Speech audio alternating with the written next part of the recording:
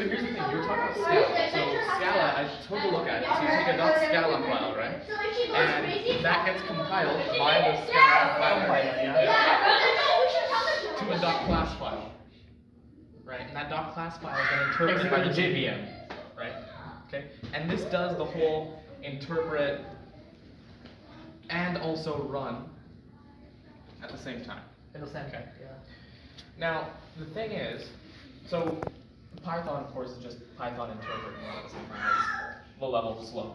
GCC would go from a .c file directly to an L, right? You would just run this directly, right? But that's if you compile with GCC, right? If you compile with Clang, then you go from .c to .ll, LLVM-IR, so this is your intermediate representation. This is then optimized, and then you get an L. Okay?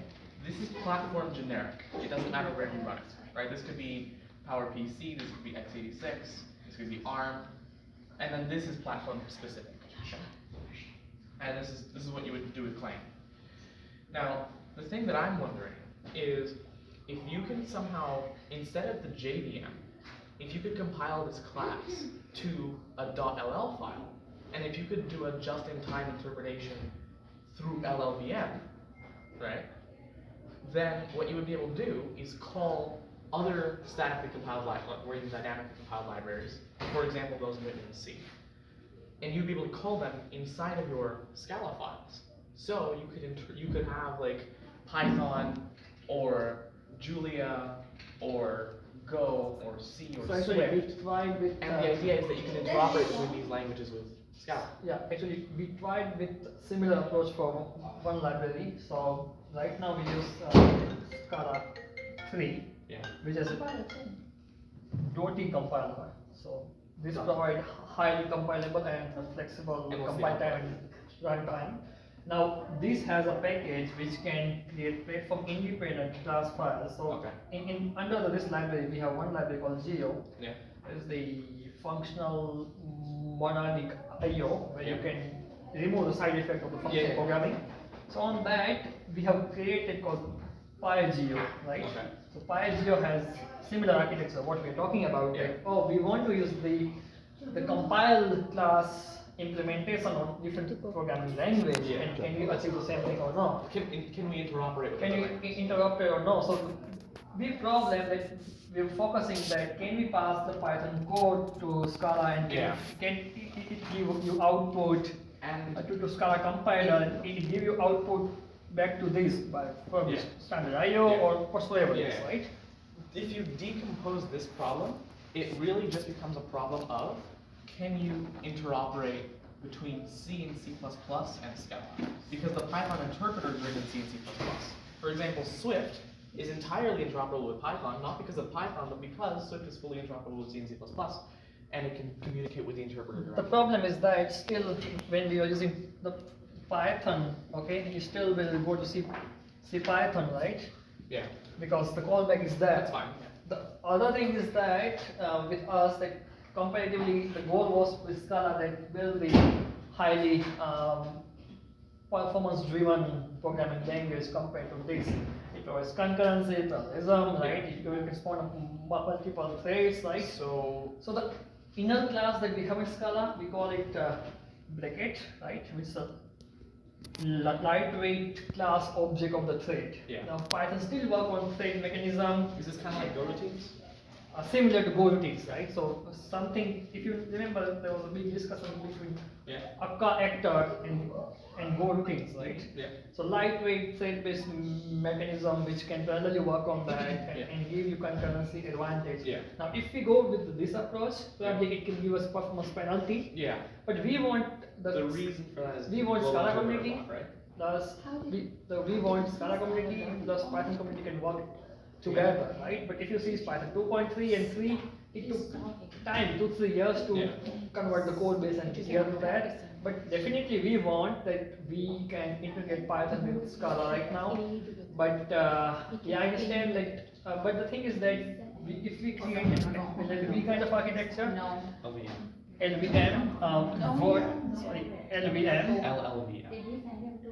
what do you think the advantage that the people can achieve from this? Two things. first of all, let's take a look at Julia, right?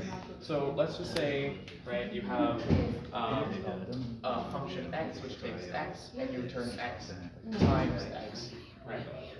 Now, in Julia, times can be float and float 32 and float 32, or it can be int 32 and int 32, or it can be string and string. And if you multiply two strings, this will actually concatenate. It's not plus, it's not small. Same behavior. Wait, here's the interesting thing. Let's just say, so here we did not specify a type, right? And we didn't even specify a return type, okay? But if we call f5, it'll know, oh, I'm going to take an integer, and because of the way the logic works, I'm going to return an integer as well, okay? So it will actually, now, when you give it 5, it'll take this code, it'll pass it over to LLVM, okay? It'll tell it, yeah, we're expecting it in 32 and you're going to return in 32. It'll compile it to some low-level code, it'll optimize it, and then it'll run your function.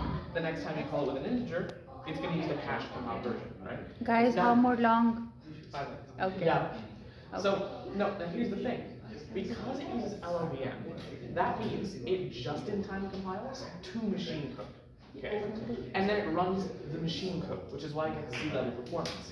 And because you're going to LLVM, that means that you can interoperate with any one of these languages entirely natively. Just like Julia, right? Julia, you can import NumPy directly to Julia because it's using LLVM. Same thing with Swift, same thing with Go. Yeah, I understand from where you're coming here because Julia's goal was probably going on in machine learning. Yeah. But the Scala was written generic purpose to write big data platforms and big data processing understanding. So Julia does that too. actually you run your Scala code on Yeah. like 5 core machine, 5 machine, 6 machine Yeah. on top of the cluster, right? Yeah, and Julia ran on like IBM Summit. You know IBM Summit? Yeah. The world's IBM Julia ran there. It ran like on all the different power nodes, and what it was able to do, NASA was able to actually use that to map out all the stars that it knows in the visible universe, right? Yeah, I think And they then it has- platform with the Python and C Python, Julia, probably the fallback would have similar architecture at the node. I have no idea on that, but definitely our goal with the Scala community is that to integrate as much as functional implementations as that without side effects. For example, when we use Scala, if you say val, immutable, Okay. you can say that, Nice right? meeting you. It defines the function here. You say def is equal to Oh. x into x. Okay, you return x into 3, for example. Yeah. So x becomes function here, and you find this every time you run that, this will execute again, will refine again. But when you say val, it by default combines a case to value in that, which becomes the similar what you said here in the compiler itself, and return you the same value, more or less. So basically, there's some similarities between Scala and Julia.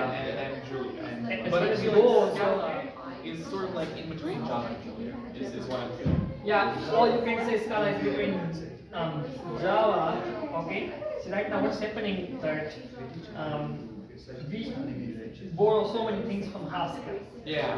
So many things from Yeah. Haskell. Most of our contributor Is from comes from Haskell into as well. Right now, the Kotlin Yeah. will become familiar because Kotlin has adopted all the functional. Is functional. Functional, the company called Atlassian has rewritten the architecture from Scala to Kotlin because hiring Scala developers is not feasible. You will pay more money, and after paying the more money, people will write Scala code like Java code. Because it runs on JVM, it will not give you error, it will still execute. But Haskell is not still production driven, there are not so many good tutorials to write, and people use Haskell for PHP purpose. So we had this kind of challenges. But right now, yeah, that's all. I think can we talk on, the influence on, see, when you write the model, you write model in Python because you understand the data, you generate, right? But when you want to distribute, you influence on the scale, right? It is at Because 5 minutes. as you know, Is it not done it takes so yet? long time Yes, to let's be done. vectorizer and create this and that. But No, that was when you not- do influence on top of the services,